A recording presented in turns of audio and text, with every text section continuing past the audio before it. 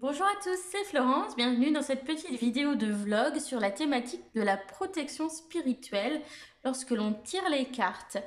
Donc c'est pas une vidéo que j'avais spécialement prévu de faire, mais c'est une thématique qui est venue à moi de manière répétée au cours de la semaine.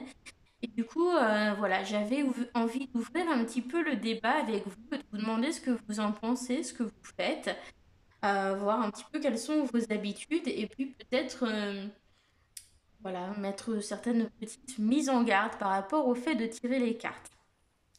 Alors déjà, la première chose, est-ce que les cartes sont un objet dangereux?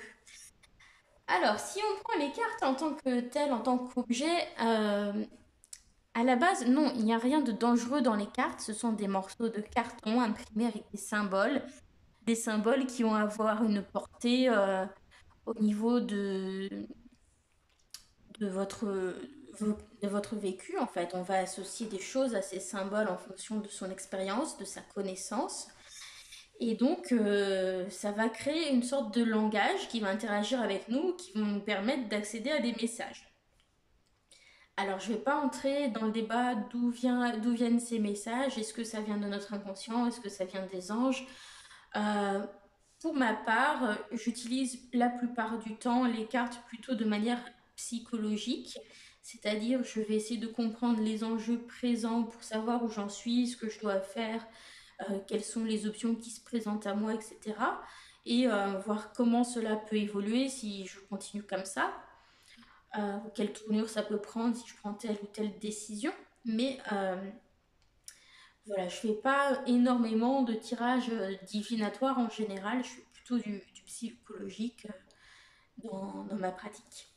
Alors, malgré tout, même si les cartes ne sont que des objets en carton avec des images dessus, elles peuvent représenter dans une certaine mesure un danger lorsque la personne qui demande le tirage n'est pas prête à accueillir le message des cartes.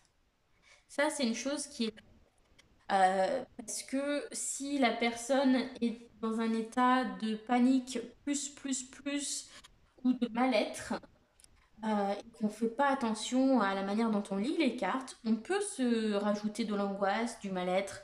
Ça peut être négatif. Ça peut être négatif, ou au contraire, si en fonction de sa manière d'utiliser les cartes, ça peut être un outil très positif aussi. Donc ça va dépendre de votre pratique et de votre manière d'utiliser les cartes. Est-ce que je me cherche juste à avoir des réponses? Oui, non, je cherche pas à comprendre ce qui se passe. Et j'ai un peu l'impression que c'est la fatalité qui me tombe dessus et que je peux rien et que de toute façon, blablabla et blablabla, je suis nulle, etc. Là, ça va pas être très réconfortant ni très utile de se tirer les cartes. Au contraire, ça peut même plomber quelqu'un et être dangereux. Donc c'est pour ça, quand on me demande des tirages, en fonction des thématiques qu'on me demande et de l'état de la personne, ça m'arrive de refuser. Voilà. Ensuite, euh, voilà, quand je veux tirer les cartes, j'essaie de me poser en fait avant de le faire, pour me détacher un peu de mes émotions, si j'ai une émotion un peu forte avant. Voilà. Et j'essaie de me mettre dans un cadre qui va être propice à recevoir le message. Et je pense que c'est en ça que va résider la plus grande protection qu'on puisse avoir lorsqu'on tire les cartes. C'est d'établir autour de soi un cadre qui va être protecteur dans son utilisation des cartes, un cadre qui va être rassurant et sécurisant. Ça, c'est important. Donc, on tire pas les cartes à quelqu'un qui n'a pas envie qu'on lui tire les cartes, par exemple. Enfin, ça, c'est ma manière de voir. Moi, ça m'est arrivé d'amener mes cartes en famille avec mes beaux-parents et mes belles-sœurs parce qu'elles aiment bien que je leur tire les cartes.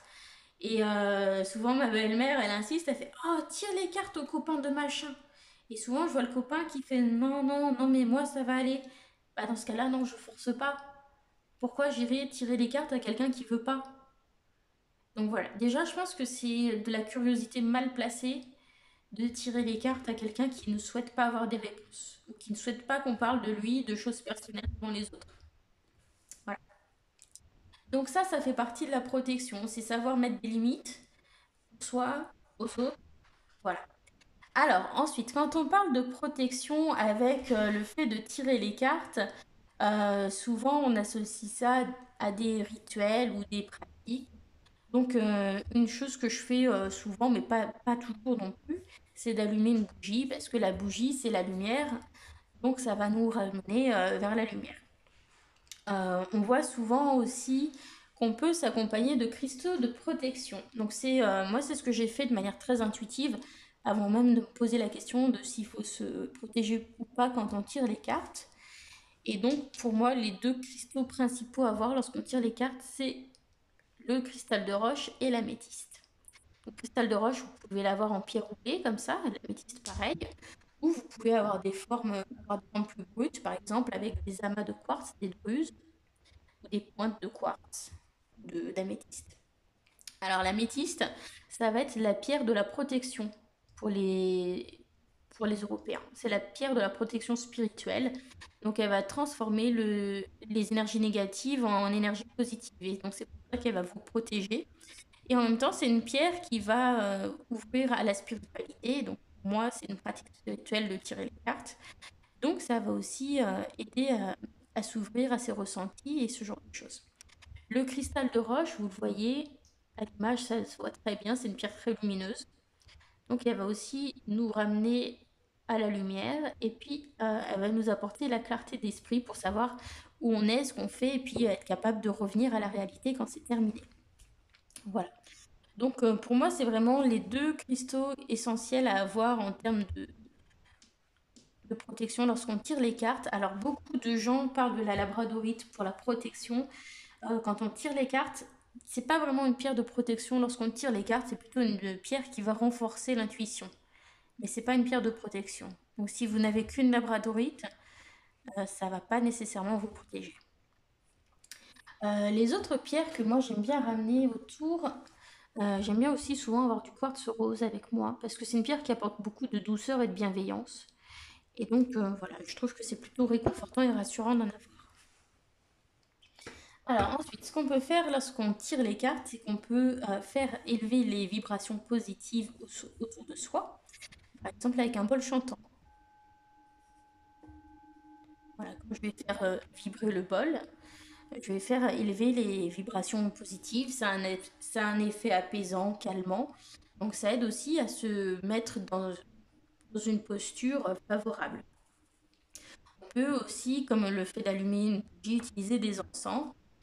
Donc on a plusieurs formes d'encens qui existent, par exemple des encens en bâton comme celui-ci. Celui-ci en plus c'est de la sauge blanche, donc ça a des vertus purifiantes. Donc en bâton, donc on va mettre ça sur un support adapté, un porte-encens. On l'allume. Et puis comme pour tous les encens, idéalement on aère un peu après pour pas étouffer. Donc les encens les moins forts, ça va être les encens en bâton. Les plus costauds, ça va être ceux en grain. Donc en bâton, moi j'aime bien le sauge blanche comme ça de chez Green Tree. J'aime bien aussi le Oliban de chez M. Donc en anglais ça s'appelle juste l'Auban, L-O-B-A-N. Donc, j'ai aussi de l'Oliban en grain et j'ai du benjoin qui sont très bons. Donc ces encens qui sont en grain, ça s'utilise avec ce type d'encensoir. Ils sont souvent en laiton, donc il faut mettre ça sur une surface qui va pas craindre la chaleur, donc avec un petit dessous de plat en dessous ou quelque chose, vaut mieux, parce que ça chauffe très fort une fois qu'on met le chardon ardent. Vous avez besoin d'un charbon ardent comme ça. C'est les mêmes choses que ce qu'on met dans les chichas, donc vous pouvez en trouver dans les épiceries arabes ou dans les bureaux de tabac.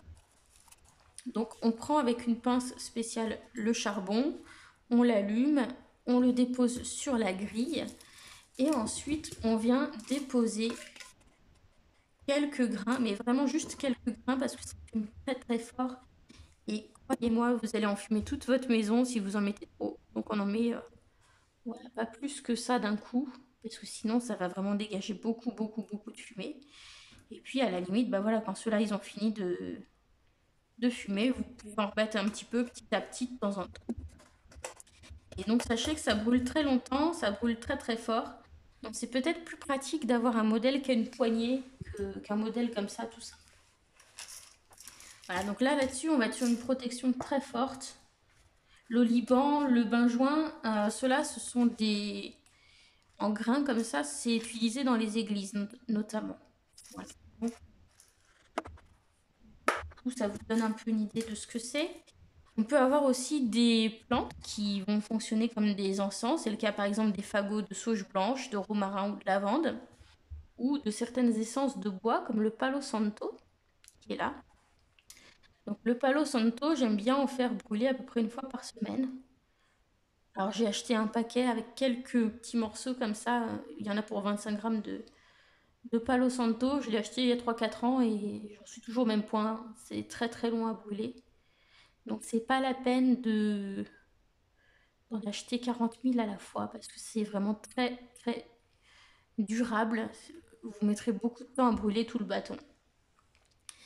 Et, euh, et puis en plus, bah, c'est quand même une espèce exotique qui n'est pas toujours exploitée de manière très responsable. Donc voilà, réfléchissez bien, n'utilisez pas ça n'importe comment non plus. Donc voilà, on l'allume, on le laisse se consumer, on encense son espace autour de soi, etc. Quand ça ne fume plus, on met ça dans un récipient qui ne prend pas le feu. Voilà, pas faire de bêtises, hein, comme pour les bougies, comme pour l'encens, on fait attention. Et puis, je vous recommande d'aérer la pièce lorsque c'est terminé. Je vous recommande aussi de vous renseigner avant d'utiliser toutes sortes d'encens sur les dangers potentiels parce que, par exemple, la sauge, ça peut avoir des propriétés qui peuvent faire avorter les femmes enceintes. Donc, certains produits peuvent être dangereux. Donc, à utiliser avec précaution, renseignez-vous toujours. Et puis pour tout ce qui dégage comme ça des fumées, tout ce qui a une combustion, voilà, essayez d'aérer après. Donc voilà pour tout ce qui est encens, etc. Et donc la dernière chose que j'ai fait hein, par rapport à la protection, c'est ce petit chapelet que j'ai fabriqué. Petit chapelet de 9 perles que j'ai fait spécialement donc, pour cette thématique. Donc dedans, j'ai du quartz inclusion de tourmaline noire, donc c'est le cristal de roche comme la pierre qu'on avait là, mais avec des inclusions de tourmaline noire. Donc du coup, ça va apporter de la protection comme le cristal de roche. Et puis avec la tourmaline, ça va renvoyer les énergies négatives à la terre, ça va aider à l'ancrage. Donc ça aide à être bien équilibré en fait, entre le spirituel et le concret. On a deux perles d'améthyste, donc l'améthyste hein, pour la protection et l'ouverture spirituelle. On a de la cyanite et puis un peu de la... Donc j'ai fait ça parce qu'en fait, je fais comme une sorte de prière ou d'incantation et j'ai une affirmation qui correspond à chacune des perles. Et donc en fonction de mon besoin, si j'ai besoin de me poser, etc., je vais le répéter une fois ou 3 fois. Voilà, plus ou moins, voilà, selon mes besoins. Et donc le fait de faire ça, ça va m'aider à me poser, à me préparer pour le tirage. Donc ça, j'aime bien l'utiliser lorsque je fais des tirages pour les autres ou lorsque je vais faire une grosse session de tirage particulièrement. Voilà. Donc je vous montre un peu comment ça marche. Hein. Donc j'ai une affirmation, je tiens la perle dans la main et puis je change de perle quand je change d'affirmation. Donc je demande la protection pour moi contre toutes les énergies négatives et non désirées. Donc, voilà, parce que je ne veux pas garder des énergies négatives, je ne veux pas non plus garder les énergies des autres personnes. Je demande la protection du lieu dans lequel je me trouve, contre toutes les énergies négatives et non désirées. Et je demande la protection pour les objets que j'utilise contre toute énergie négative ou non désirée. Je me connecte au monde spirituel afin de trouver les réponses dont j'ai besoin.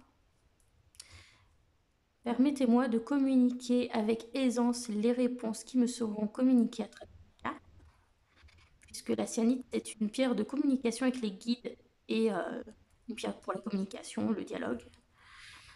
Ensuite, je demande la protection spirituelle. Mon intuition est forte, elle s'écoule abondamment et mon intuition me permet d'accéder aux messages dont j'ai besoin. Voilà, donc ça c'est les phrases que je répète avec mes perles et donc voilà, généralement je le fais entre 1 et 3 fois. selon le besoin que j'ai de me poser. Voilà. Et puis en plus, quand je veux pas prendre mon attirail avec des cristaux trop encombrants, etc., et bah c'est une version un petit peu pocket. Voilà, qui est bien pratique. Et ça me permet d'avoir ce petit rituel qui me permet de me poser avant de commencer. Et du coup, voilà, je trouve que c'est plutôt pas mal. Ça m'aide après à être dans une bonne disposition pour faire mon tirage. Et quand je fais ça, j'ai quand même l'impression d'avoir des messages plus clairs, plus naturels. Donc je sais pas si c'est lié vraiment au fait de recevoir effectivement une protection ou si c'est ce rituel qui me met dans une bonne prédisposition pour me poser et être concentrée sur ce que je vais faire. Voilà. Donc n'hésitez pas du coup à me dire ce que vous en pensez, à partager votre avis sur la question. Voilà, donc moi c'est quelque chose qui est revenu beaucoup au cours de la semaine parce que je suis allée dans des boutiques de minéraux différentes et la question revenait souvent sur le tapis, la question de la protection, euh, notamment avec des gens qui se sont retrouvés pas bien à cause de l'ésotérisme. Lorsque je rencontre des gens aussi qui connaissent pas bien, c'est vrai que la protection, c'est quelque chose qui les interroge beaucoup.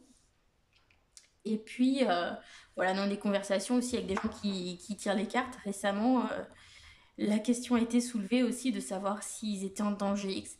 Donc, voilà, du coup, je m'étais dit que ça pouvait être bien de discuter de cette thématique. Donc, n'hésitez pas à me dire ce que vous en pensez. Est-ce que vous pensez qu'il y a besoin de se protéger? Qu'est-ce que vous comprenez par cette thématique de se protéger lorsque vous tirez les cartes?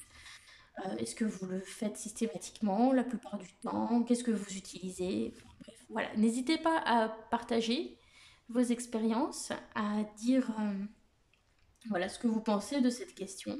J'espère que ça vous intéressera et donc je vous dis à très bientôt. Voilà, bisous à tous, bye!